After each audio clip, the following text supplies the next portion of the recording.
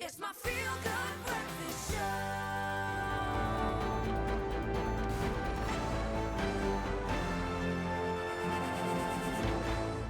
Oh yes, it's that time once again. I'm Zanzi. It is Monday, and we'll have to adjust again to a full working week. Yes, with all these public holidays that have been around, but we're back into the swing of things. And one thing that won't require any adjustment, though, yes, Mzansi, it will be producing dramatic newspaper headlines. We're going to be doing that all week long. Now, news editor Roy Simpson is back with us to unpack the stories behind them all. And as always, we'd love for you to have a conversation and a discussion with us. So join in, come share your thoughts and your opinions with us on our WhatsApp line. It's 063-408-8863, or you can come through on social media.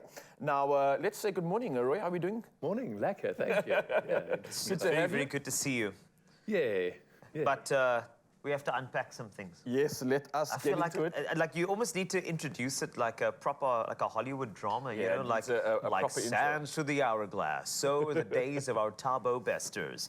Because that's what happened. I mean, an individual who is known as a Facebook rapist has been dominating headlines, the extradition process and the rearrest, and so much so that, you know, we kind of get distracted from the seemingly eternal other issues that we need to go into. Because the thing is, there is another soapy at play here. And that soapy is load shedding. It's in its third season or like its fourth season. I don't know. 14th That's Fast and the Furious. That's what load shedding is. There's too many editions. Now, Roy, the situation as it stands with load shedding, we're in stage 6. Yeah. I felt like there was a time when we just, and forgive me for this, but we just appointed a Minister of Electricity, all right? Yes. Just there. And it looked like the stages were dropping. Remember, it there was did. stage I was 1. getting excited. And suddenly, back to stage 6. What's going on? Absolutely. Well, that's pure coincidence. All right. The fundamental. I'm hoping. Yeah, the fundamental flaws. No. The drop in stages was pure coincidence in terms of timing. The fundamental problems with Eskom are still there. Yes. So, for example, on Thursday or Friday, the one unit at Kuburg that is still up and running, that tripped. So that's 800 and something megawatts taken off the grid. Yes. And it takes days to bring the nuclear power facility back up to back onto the grid. And we've got this problem on an ongoing basis. And it's just going to get worse. Roshienzo Ramakgopa, the Minister of Electricity, was talking about the kind of electrical needs that we have. And over summer, we used something like a peak of about 32,000 megawatts. Okay. Give or take. The numbers always seem to change. But the point being, in winter, we use 37,000. Yes. So we Things know... are going to get worse potentially. Potentially, You're gonna because be we using now more. know, we know that 1,000 megawatts equals a stage of load shedding. Yeah. So you're looking at an incoming 5 stages. And whether we can, on the back end, produce more electricity in time to ameliorate that or not, that's going to be the question. So you've got these somewhat alarmist articles out there, which are often penned by people with a vested financial interest in a bit of panic around this. Yeah. But nonetheless, they're talking about stages 9 and 10. It's not unrealistic. If you add 5 to 6, you've got 11. So even if they bring up another 2,000 megawatts worth of power, you're looking at stage 9. So it's realistic potential that we could be in for a lot worse. And I did some study. The winter kicks in. It's sort of late May, early June. That's when we get our first snowfall. That's proper winter. That's 5 weeks away. We're 5 weeks away from this What increased can demand. be done in 5 weeks to even assist the situation? I mean, is there any progress that we could be looking at? Not that much. Certainly, as a nation, there is some potential. So I heard the Cape Town mayor last week saying that they're actually already geared up for buying electricity. Yeah. Over the weekend, I actually chatted to someone who is running or is part of a solar panel installation project where you actually rent the solar panels. You don't even own them. Yeah. They are installing 100 of these units a day across the country. They've got a backlog of 4 to 6 weeks. So that's what 5,000 installations waiting to happen. And each month they're still doing it. So every month they're doing another 2,000.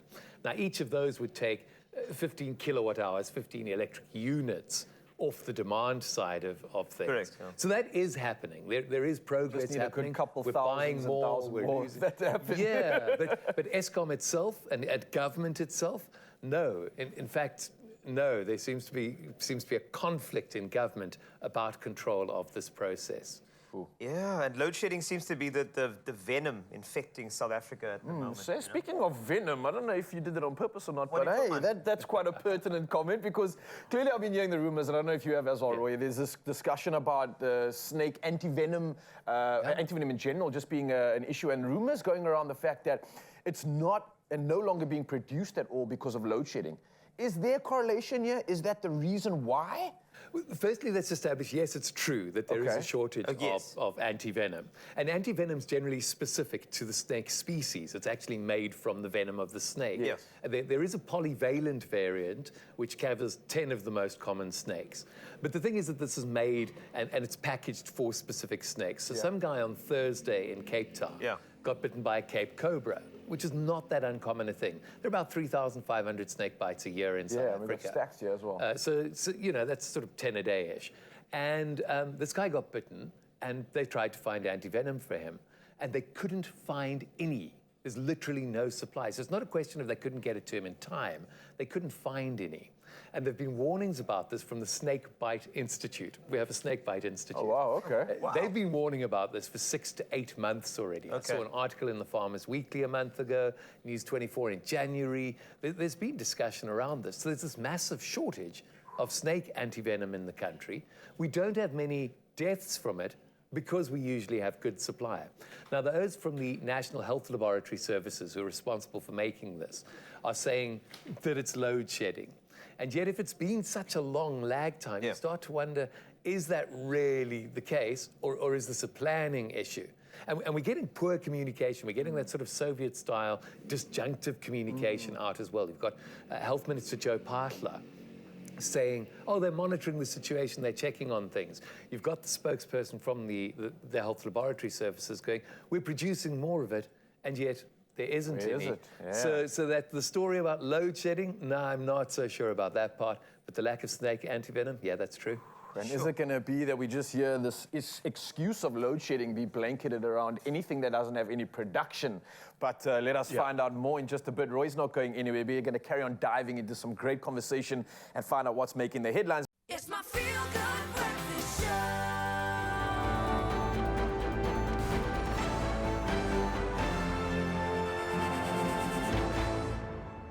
And now back to the news on your Feel Good Breakfast Show Expresso here on S3. That intro calls for more newsy voice, and I'll give it to you here today. I'm alongside Ryle, and we will be chatting to news editor Roy Simpson, continuing a conversation about all of the bite-sized pieces of news from around the world. Ryle, let's get into it with Roy Simpson on your Feel Good Breakfast Show.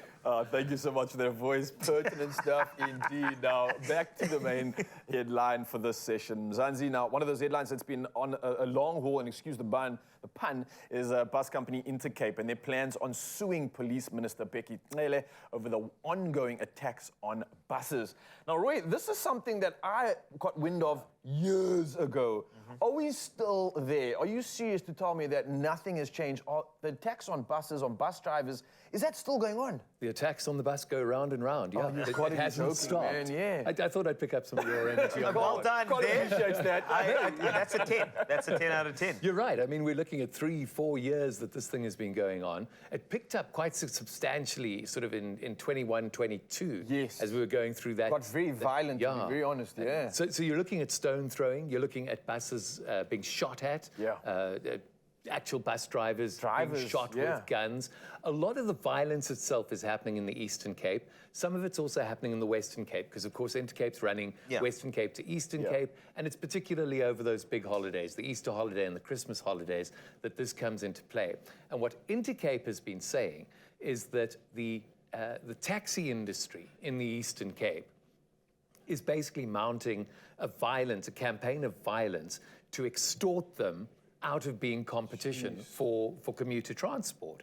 And they've been saying this for years. So they approached Becky Cele and they approached the various other authorities along the way quite some time ago, saying, we need protection, this is ridiculous. Santaco is going, well, there shouldn't be competition for us, so you have to understand when our operators get out of hand, which is, I mean, that's such a thinly veiled threat. So they approached for support. They didn't get it, so they went to court. And in September last year, they won a high court injunction forcing Bheki Cele and the various MECs to actually come up with a plan. They hadn't even come up with a protection plan. Yeah. And then nothing happened.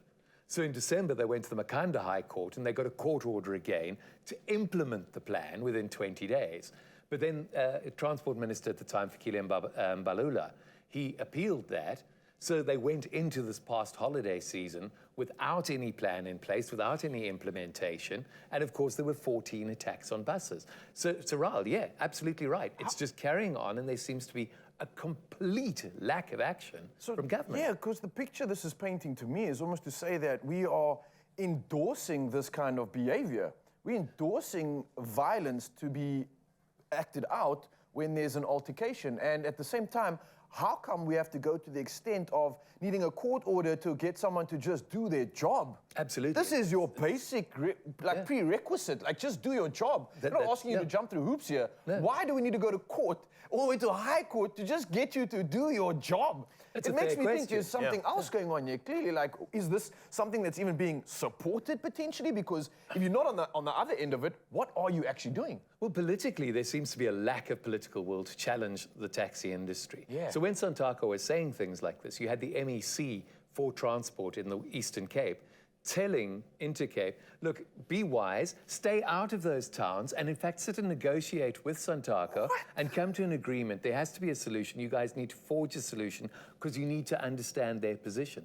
So rather than having an MEC who's enforcing the law as such, you've got him going, no, negotiate with what Intercape fairly legitimately is viewing as a bunch of thugs trying to extort money in what is an organized crime operation. Yeah. And it's very difficult to see things through a different lens than that. Yeah, this is deeply problematic. Well, the irony is that the people who are using those services, who a certain industry would like them to make a preferred choice, are really going to be dangerous. So they're in danger. So you're endangering the people that you want to be customers in the future through this intimidation. It makes absolutely no sense. Well, it makes financial sense because then you've got them as a captive audience, and you can then set the prices. If you don't have competition, you don't have to compete on price. So let's just also create a monopoly in the area while we are. Well, that's exactly what they want. In fact, what they've been threatening or telling Intercape that Intercape needs to do is it needs to up its prices so that it's more expensive than the taxi operators, so that it becomes a less attractive option. So ultimately, it's the people on the ground who lose, and it's these background operators who are there to make better profit.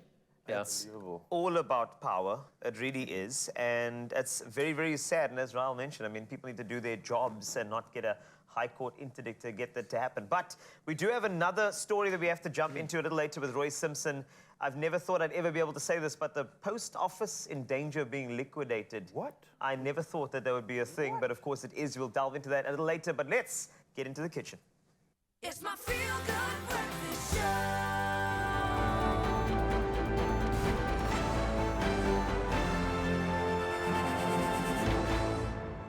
Oh, yes, you know what that sound means. We're back once again and taking a look at major news stories. And of course, our news editor, Roy Simpson, is back with us to help decode everything that mystifies us in this country. Now, we were hyping you up for something very interesting. We had a good conversation earlier, but Carlitos, we got to get straight back to this, right? You know, the post office, we grew up with it, you know? Yeah. And then there was a time where now the posts are only on social media. Yeah, this is So is there even a reason for a post office? It was a big question. But it's important for any country to have a post office, apparently. And now it stands to be liquidated. It is the most crazy thing I've ever heard, because I thought it was as important as any of our utilities. Now, post office to be liquidated, how did that come to be? How did it come to be? Well, they've been trading at a loss for the past 15 years. Wow. Which obviously that's accumulated a lot of debt. There was a promise in the 2023 budget that they would get 2.4 billion rand. Okay. And that 2.4 billion rand was to deal with this historical debt. Their total debt profile is somewhere in the 4.4 billion rand range.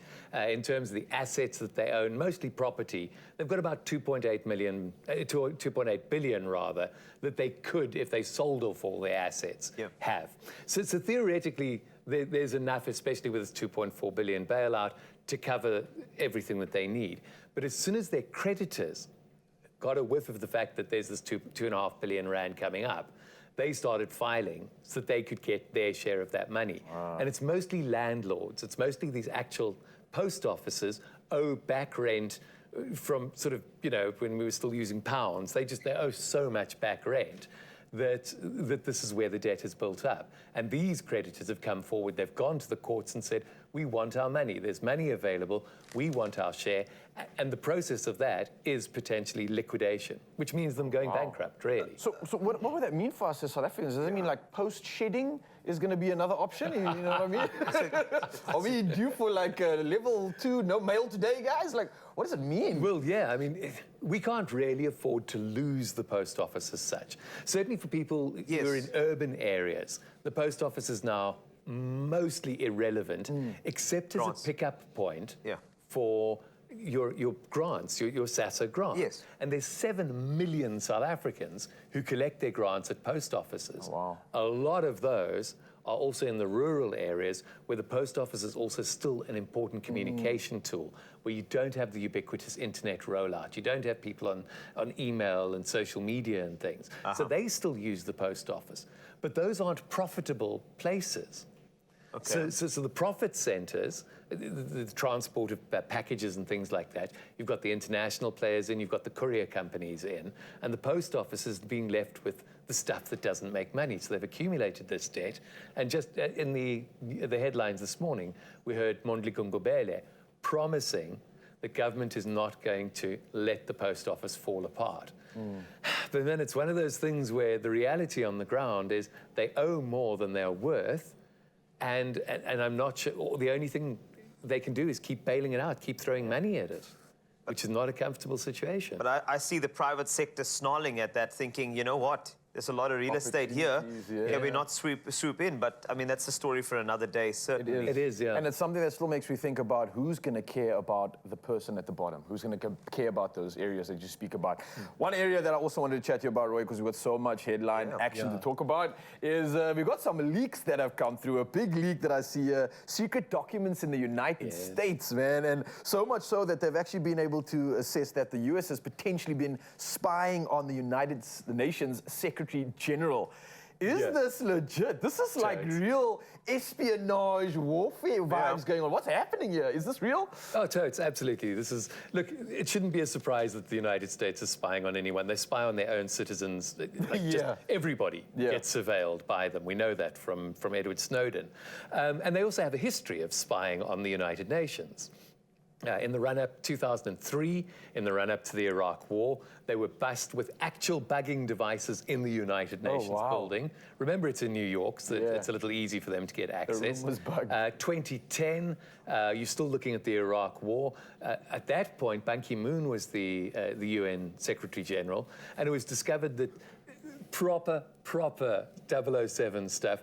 They'd obtained, you know, like bits of DNA and fingerprints and all of the things needed to circumvent all these biometric password systems so that they had direct email contact or direct access to his emails and things. And then in 2015, they were bussed for about 2 years. They'd had a direct feed into all the camera systems in the United Nations. So all the so-called private conversations were being monitored by the United States, by the FBI in particular. And what this trove of information is saying is that they're doing it again, and that it's again about war. They feel Antonio Guterres is being soft on Russia, because he's trying to make sure that the grain keeps flowing. We've spoken about the need and the impact on the globe of that supply chain problem. So he's trying to solve that. He's trying to mediate between Russia and Ukraine, and the US and other NATO allies as well, by the way. It's not just the US.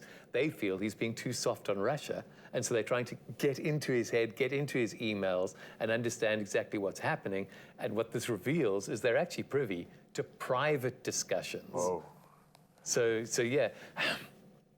Man, the UN's meant to be sacrosanct. So while I say it's kind of to be expected from the United States, it's also quite a scandal that they would do this to the international body. Proper movie stuff, indeed. It is. Big time, but thank you. Roy Simpson has been spying on all these headlines for us. He is our Snowden, our official leak. And you know what? The best way to stamp on fake news is credible views from Roy Simpson. Thanks a lot for joining us for all the headlines. And of course, we'll do this again very, very soon on your Feel Good Breakfast Show. Lekker.